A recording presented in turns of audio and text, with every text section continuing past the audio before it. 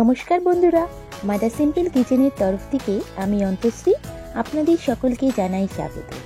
নতুন দিনে নতুন রেসিপি নিয়ে আবার হাজির হয়ে গেছি। আজকে আমাদের রেসিপি ডালের বড়া দিয়ে কুমড়ো শাকের তরকারি। হ্যাঁ বন্ধুরা, কুমড়ো শাক তো আমরা অনেকেই অনেকভাবে করি, তবে আমি আজকে ডালের বড়া দিয়ে এই কুমড়ো শাকের রেসিপিটা করেছি। আশা করি আপনাদের সকলের ভালো লাগবে। চলুন দেখে নেওয়া যাক কী করে করছি আমি রেসিপিটি।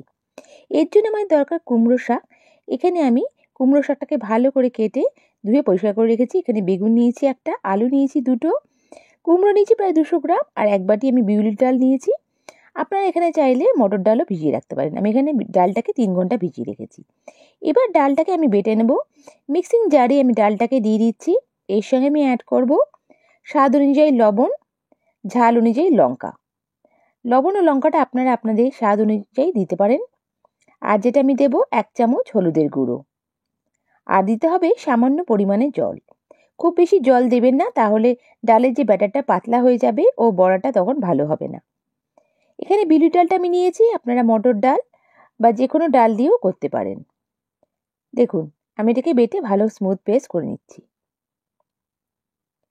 এবার আমি এই তরকারিটার জন্য আমি একটা পেস্ট বানিয়ে নেব।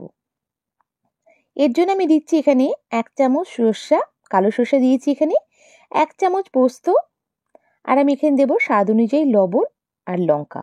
লঙ্কাটাও এখানে ঝাল অনুযায়ী আপনারা অ্যাড করতে পারেন। আর হালকা গরম জল দিয়ে আমি বেটে নিচ্ছি। আপনারা চাইলে শিলেও বেটে নিতে পারেন। এটি একটি সম্পূর্ণ নিরামিষ রেসিপি, খুবই তাড়াতাড়ি হয়ে যায় আর খেতেও খুব সুস্বাদু হয়। একবার এইভাবে বানিয়ে না খেয়ে থাকলে একবার এইভাবে বানিয়ে খেয়ে দেখুন, আমার গ্যারেন্টি দারুণ লাগবে। দেখুন এখানে একটা স্মুথ পেস্ট আমি করে নিচ্ছি।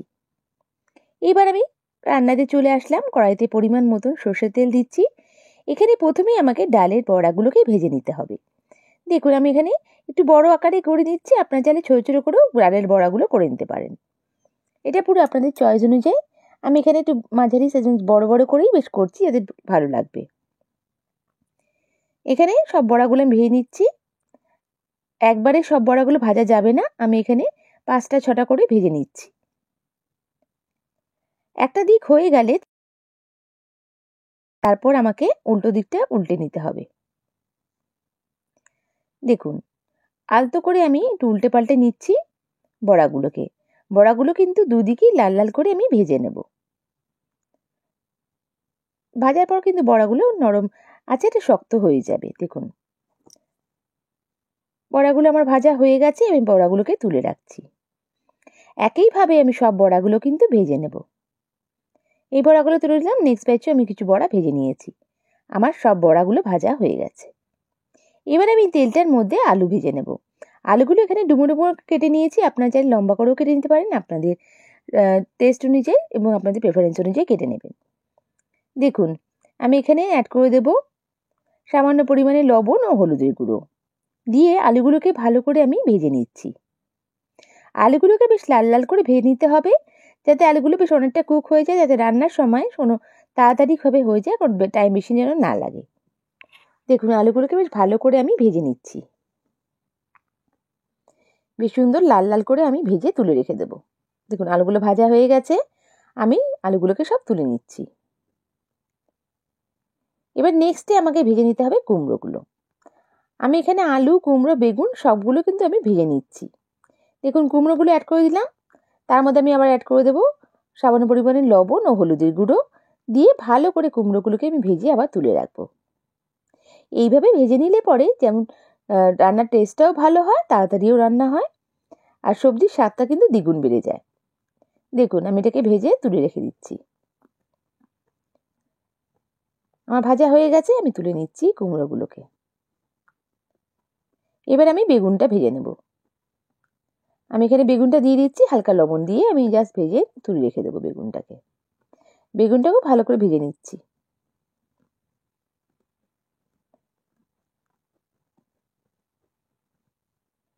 বেগুনগুলো নাড়ি চাড়িয়ে নিয়ে বেশ ভালো করে ভাজা ভাজা করে আমি তুলে রেখে দেবো বেগুনটা। দেখুন আমার বেগুনটা ভাজা হয়ে গেছে, বেশ ভালোভাবেই বেগুনটা ভেজে নিয়েছি। এবার আমি তুলে রেখে দিচ্ছি। কড়াইতে তেল নেই, আমি একটু তেল অ্যাড করে দিচ্ছি সামান্য পরিমাণে। এই 2 টেবিল স্পুন মতন তেল অ্যাড করলাম। এবার আমি এখানে অ্যাড করে দেবো 1 চামচ কালো জিরে।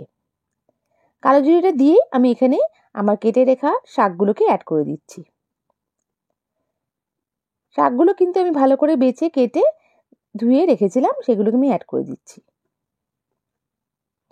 শাকটা দেখলে প্রথমে অনেকটা পরিমাণ মনে হচ্ছে, আমি কিন্তু সব শাকটা দিয়ে দিচ্ছি, যেহেতু শাকটা রান্না করবো কিন্তু কমে যাবে। আর লবণটা আপনারা কিন্তু বুঝে অ্যাড করবেন, যাতে শাকটা কমে যায় সেই হিসেবে কিন্তু লবণটা বেড়ে যেতে পারে।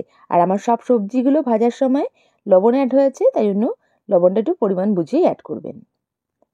দেখুন এখানে আমি শাকগুলো সব দিয়ে দিলাম, একটু হালকা নাড়িয়ে চাড়িয়ে নিচ্ছি যাতে ফোড়নের সঙ্গে ফ্লেভারটা ঢুকে যায়। আর এখানে সামান্য পরিমাণে লবণ ও আমি 1 চামচ হলুদের গুঁড়ো অ্যাড করব। দিয়ে শাকটাকে আবার ভালো করে নাড়িয়ে চাড়িয়ে নিয়ে আমি কিন্তু এটাকে ঢাকা দিয়ে কিছুক্ষণের জন্য কুক করব, যতক্ষণ না শাকটা একটু নরম হয়ে আসছে। একদম লো ফ্লেমে কুক করতে হবে, নাহলে কিন্তু শাকটা পুড়ে যাওয়ার চান্স থাকবে। দেখুন শাকটাকে হালকা নাড়িয়ে চাড়িয়ে নিচ্ছি, নিয়ে ঢাকা দিয়ে কিছুক্ষণের জন্য কুক করছি।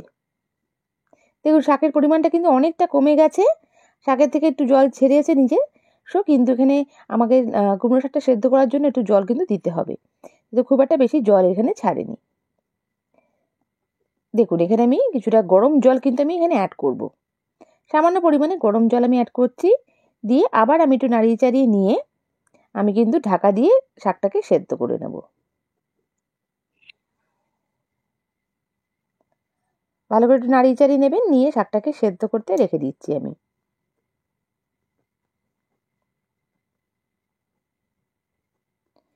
আর রান্নায় সবসময় গরম জলটাই ব্যবহার করবেন, তাহলে রান্নার স্বাদটা কিন্তু বজায় থাকবে। দেখুন ঢাকা দিয়ে আমি রেখে দিচ্ছি, কিছুক্ষণ পর আমি ফিরে আসছি। দেখুন শাকটা কিন্তু প্রায় অনেকটা নরম হয়ে এসছে। আর এবার আমি সব সবজিগুলো আমি এর মধ্যে অ্যাড করে দেবো এক এক করে। দেখুন শাকটা অনেকটাই আমার মজে গেছে। এবার আমি এখানে সব ভেজে রাখা সবজিগুলো অ্যাড করে দিচ্ছি। প্রথমে আলু অ্যাড করে দেব, তারপর কুমড়ো, বেগুন সব আমি অ্যাড করে দিচ্ছি। আলুটা দিয়ে প্রথমে হালকা নাড়িয়ে চাড়িয়ে নিচ্ছি, তারপর আমি কুমড়োটা যেটা ভেজে রাখা কুমড়োটা, বেগুন সব আমি এখানে অ্যাড করে দেবো।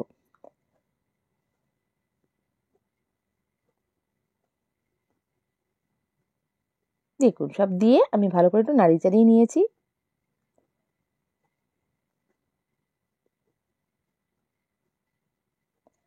এবার এখানে অ্যাড করে দেবো চিনি। নিরামিষ রান্নায় একটুখানি চিনি দিলে কিন্তু খুব স্বাদটা ভালো লাগে। আমি এখানে 1 চামচ মতন চিনি অ্যাড করছি। আর এখানে অ্যাড করে দেবো আমার বেটে রাখা সর্ষে পোস্তর যে পেস্টটা আছে, ওটা আমি অ্যাড করে দিচ্ছি। এবার বাটি ধোয়া জলটা আমি কিছুটা এখানে অ্যাড করে দেবো, দিয়ে ভালো করে এবার নাড়িয়ে চাড়িয়ে নিচ্ছি। আপনারা এখানে কাঁচা লঙ্কা অ্যাড করে দিতে পারেন। আমি এখানে বেশ কিছুটা পাকা লঙ্কা অ্যাড করেছি, যেহেতু শাকের সঙ্গে যদি সবুজ কাঁচা লঙ্কা অ্যাড করি মুখে পড়লে কিন্তু ভালো লাগবে না, তাই জন্য আমি এখানে লাল লঙ্কা অ্যাড করেছি। আপনারা এখানে লাল লঙ্কাটাই ব্যবহার করার চেষ্টা করবেন, আর সবুজ লঙ্কাটা একটু অ্যাভয়েড করার চেষ্টা করবেন। দেখুন এখানে আমি ডালের বড়াগুলো যে ভেজে রেখেছি সেগুলো আমি অ্যাড করে দিলাম। এবার ঢাকা দিয়ে কিছুক্ষণের জন্য আমি রেখে দেবো। কিছুক্ষণ পর ফিরে আসছি। আমার রান্নাটা কিন্তু একদম রেডি হয়ে গেছে। আর এই যে হালকা যে জলটা আছে সেটাও কিন্তু যে ডালের বড়াগুলো আছে ওখানে সোক করে নিয়েছে। একদম আমার রেসিপিটা রেডি টু সার্ভ। গরম ভাতের সঙ্গে জাস্ট জমে যাবে।